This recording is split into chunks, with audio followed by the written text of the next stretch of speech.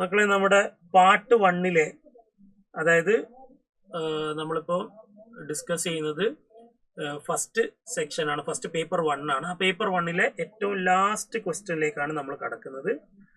So much the compounds in list 1 with appropriate observations in list 2 and choose the correct option. അപ്പോൾ നമുക്കിവിടെ കോമ്പൗണ്ടുകൾ തന്നിട്ടുണ്ട്, അതിന് parallelly അവർ കുറച്ച് കാര്യങ്ങൾ എഴുതിയിട്ടുണ്ട്. സോ നമുക്ക് ജസ്റ്റ് ഒന്ന് കോമ്പൗണ്ട് ഒന്ന് അസസ് ചെയ്ത് നോക്കാം, എന്നിട്ട് നമുക്ക് ഈ ലിസ്റ്റ് 2 എന്താണ് അവർ പറഞ്ഞു നോക്കാം. Reaction with phenyl diazonium salt gives yellow dye. അപ്പോൾ reaction with phenyl diazonium salt yellow dye കിട്ടുന്നത് ഏത് റിയാക്ഷനിൽ? നമുക്കറിയാം അനിലിനും എസോഡൈയും തമ്മിലുള്ള റിയാക്ഷൻ, അത് നമ്മൾ പഠിച്ചിട്ടുണ്ട് ഇവിടെ NCERT എസോ കപ്ലിംഗ് റിയാക്ഷൻ അല്ലെ, എസോ കപ്ലിംഗ് റിയാക്ഷൻ. അപ്പൊ ആ എസോ കപ്ലിംഗ് റിയാക്ഷൻ എങ്ങനെയാ ചെയ്തത്? നമുക്ക് അതിൽ നിന്ന് കിട്ടിയ പ്രോഡക്റ്റ് എന്തായിരുന്നു? ഇവിടെ NH2 N double bond N benzene ring. ഇതാണ് യെല്ലോ ഡൈ. അപ്പൊ ഇവിടെ ഡയസോണിയം സോൾട്ടുമായിട്ട് ആര് റിയാക്ട് ചെയ്യണം? അനിലിൻ റിയാക്ട് ചെയ്യണം. ഇത് അനിലിൻ അല്ല, ദിസ് ഇസ് നോട്ട് അനിലിൻ, അത് അമീനാണ്. ഓക്കെ, ഡീറ്റെയിൽ ആയിട്ട് നോക്കിക്കഴിഞ്ഞാൽ അത് അമിനോ ആസിഡ്, അല്ലെങ്കിൽ നമുക്കത് ഇതായിട്ട് കാണാൻ പറ്റും, അമിനോ ആസിഡ് ആയിട്ട് കാണാൻ പറ്റും. ഇവിടെ ഹൈഡ്രോളിസിസ് ചെയ്ത് കഴിഞ്ഞാൽ ഇത് പെപ്റ്റൈഡ് ലിങ്കേജ് ആണ് അല്ലേ, അത് ബ്രേക്ക് ചെയ്ത് കഴിഞ്ഞാൽ ബിക്കംസ് എൻ അമിനോ ആസിഡ്. ഇനി അടുത്തത് ഇവിടെ എവിടെയാണ് നമുക്ക് അനിലിൻ ഉള്ളത്? യെസ്, അനിലിൻ ഉള്ളത്. ഇത് അനിലിൻ ആണോ? അല്ല, അത് NH2 ആണ്, അത് അനിലിൻ അല്ല. So what is aniline? Aniline is here. ഇത് ഹൈഡ്രാസീന്റെ ഡെറിവേറ്റീവ് ആണ്. ഇത് derivative of hydrazine, derivative of hydrazine. What is benzene റിങ്ങിനുള്ള NH3Cl എന്ന് പറഞ്ഞാൽ എന്താ? NH3+Cl means it is NH2+HCl ആണ്. സോ ഇവിടെ എന്ത് കിട്ടും? നമുക്ക് അനിലിൻ കിട്ടും. So R can be connected to 1. അപ്പൊ 6 നമുക്ക് 1 കണക്ട് ചെയ്യുന്ന ഓപ്ഷൻസ് നോക്കിക്കഴിഞ്ഞാൽ ഇവിടെ വേറൊന്ന് നിങ്ങൾ നോക്കണേ. ഇവിടെ രസകരമായ ഒരു സംഭവമുണ്ട്. ഈ ക്വസ്റ്റ്യൻ ചെയ്യാൻ ഫ്രാക്ഷൻ ഓഫ് സെക്കൻഡ്സിൽ ക്വസ്റ്റ്യൻ ചെയ്ത് ചെയ്യും. എങ്ങനെയാണെന്നറിയോ? 4ാമത്തെ ഓപ്ഷൻ ഒന്ന് നിങ്ങൾ നോക്കിയേ. Lezein's extract of the compound treated with a dilute HCl followed by the addition of aqueous FeCl3 gives blood red color. Blood red colour എപ്പോഴാണ് നമുക്ക് കിട്ടുക? When the organic compound contains both nitrogen and sulphur. ഈ 4 കോമ്പൗണ്ടിലും nitrogen ഉള്ളൂ, sulphur ഇല്ല. എന്ന് വെച്ചാൽ ഇവൻ match ചെയ്യുന്ന ഒരു കോമ്പൗണ്ടും നമുക്ക് തന്നിട്ടില്ല.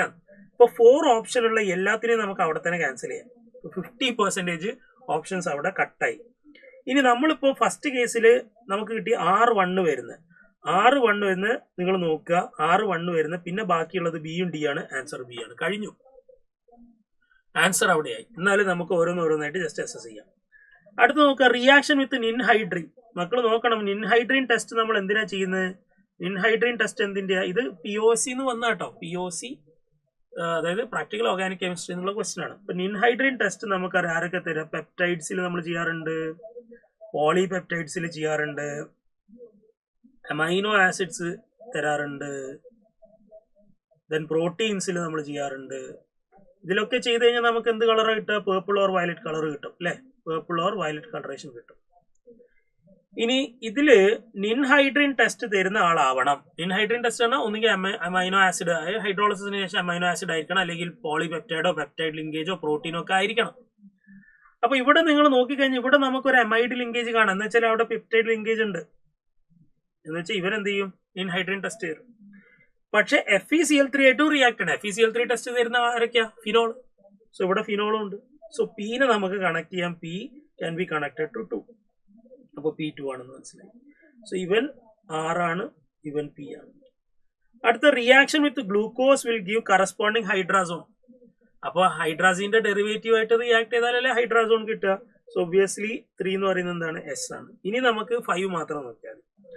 After complete hydrolysis, it will give ninhydrin test and it does not give positive thalline dye test. Thalline dye test ആരാ തരാ? ഫിനോൾസ്. അപ്പം thalline dye ടെസ്റ്റ് തരാത്ത ആള്, എന്നാൽ ഹൈഡ്രോളിസിസിലൂടെ നമുക്ക് നിൻഹൈഡ്രീൻ ടെസ്റ്റ് കിട്ടണം. അപ്പൊ ഹൈഡ്രോളിസിസ് നോക്കുക, കാർബൺ നൈട്രജൻ ബോണ്ടുകളൊക്കെ പൊട്ടിച്ചോളും. കാർബൺ നൈട്രജൻ ബോണ്ടുകളൊക്കെ പൊട്ടിച്ചു കഴിഞ്ഞാൽ നമുക്ക് ഇവിടെ എന്ത് കിട്ടും? ഇവിടെ അമിനോ ആസിഡ്സ് ഒക്കെ കിട്ടും അല്ലെ. ഇവിടെ ബ്രേക്ക് ചെയ്യാം, ഇവിടെ ബ്രേക്ക് ചെയ്യാം. സോ നമുക്ക് അമിനോ ആസിഡ്സ് ഈ സെഗ്മെന്റിലും നമുക്ക് അമിനോ ആസിഡ് കിട്ടുന്നുണ്ട്. ദാറ്റ് മീൻസ് അത് ഒരു പോളിപെപ്റ്റൈഡ് ആണ്. പക്ഷെ ഇവിടെ ഫിനോൾ ഉണ്ടോ? ഇല്ല. സോ നമുക്ക് 5നെ Q ആയിട്ട് മാച്ച് ചെയ്യും. 5നെ Q ആയിട്ട് മാച്ച് ചെയ്യും. So the answer is option B. So മക്കളെ, ഇത്രയാണ് നമുക്ക് പേപ്പർ 1 ഉള്ളത്. സോ 2 ക്വസ്റ്റ്യൻസ് നമ്മുടെ ഒരുപാട് ആൻസർ കീസിൽ ഇപ്പോൾ ഓൾറെഡി പബ്ലിഷ് ചെയ്ത ആൻസർ കീസിൽ 2 ക്വസ്റ്റ്യൻസ് തെറ്റിച്ചിട്ടുണ്ട്. പല ആൻസർ കീ നമ്മൾ നോക്കുമ്പോഴും ഒരു ക്വസ്റ്റ്യനിൽ നമുക്ക് കോൺട്രവേഴ്സി ഉണ്ട്. That is the controversy between IIT Kanpur. അപ്പോൾ ആ ഒരു കോൺട്രവേഴ്സിനെ എങ്ങനെയാണ് IIT കാൺപൂർ ആൻസർ ചെയ്യാന്നുള്ളത് നമുക്ക് നോക്കണം. അപ്പോൾ SO2Cl2 എന്തായാലും കാർബോക്സിലിക് ആസിഡ് ആയിട്ട് അവിടെ reaction it's not possible.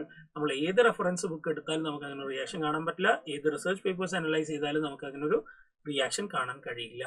Okay, it should be SOCl2. So ഇത്രയാണ് നമുക്ക് ഇത് അസസ് ചെയ്തതിൽ നിന്ന് നമുക്ക് മനസ്സിലാവുന്നത്. ഓക്കെ, സോ നമുക്ക് പേപ്പർ 2 ആയിട്ട് വീണ്ടും കാണാം. Till then take care.